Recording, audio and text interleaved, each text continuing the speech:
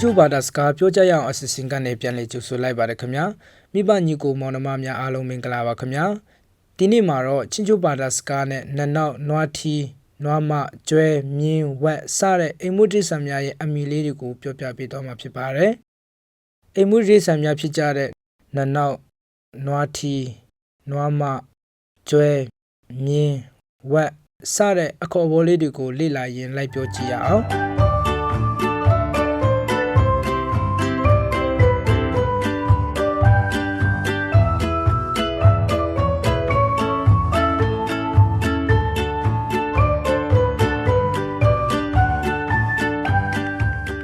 ချင်းချိုဘာသာစကားလိုနနောက်ကိုလှရွှီလို့ခေါ်ပါတယ်လိုက်ပြောကြည့်အောင်နနောက်ကိုလှရွှီချင်းချိုဘာသာစကားလိုနနောက်ကိုလှရွှီလို့ခေါ်ပါတယ်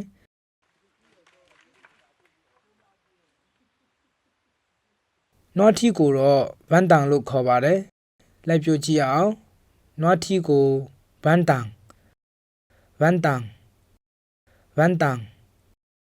တန်လို့ခေါ်ပါတယ်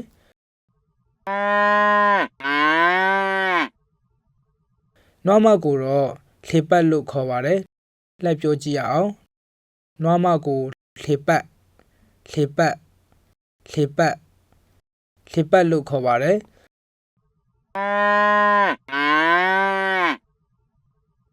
ကျွဲကိုတော့နားလို့ခေါ်ပါတယ်လိုက်ပြောကြည့်အောင်ကျွဲကိုနားလို့ခေါ်ပါတယ်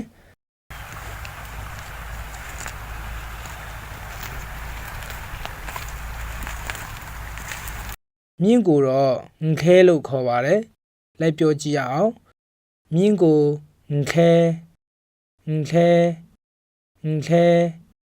ငခဲလို့ခေါ်ပါတယ်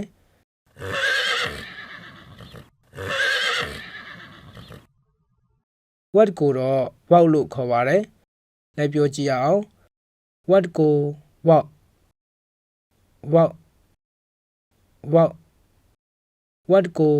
ါက်လို့ခေါ်ပါတယ်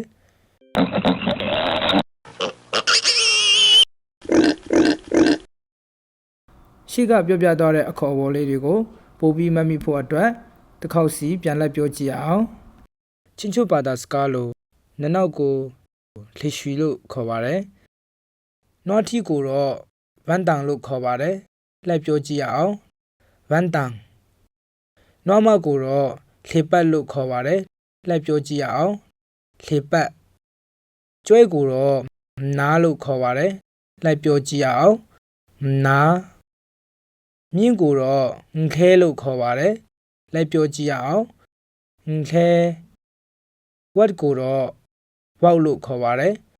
လိုက်ပြောကြည့်အောင်ဝေါက်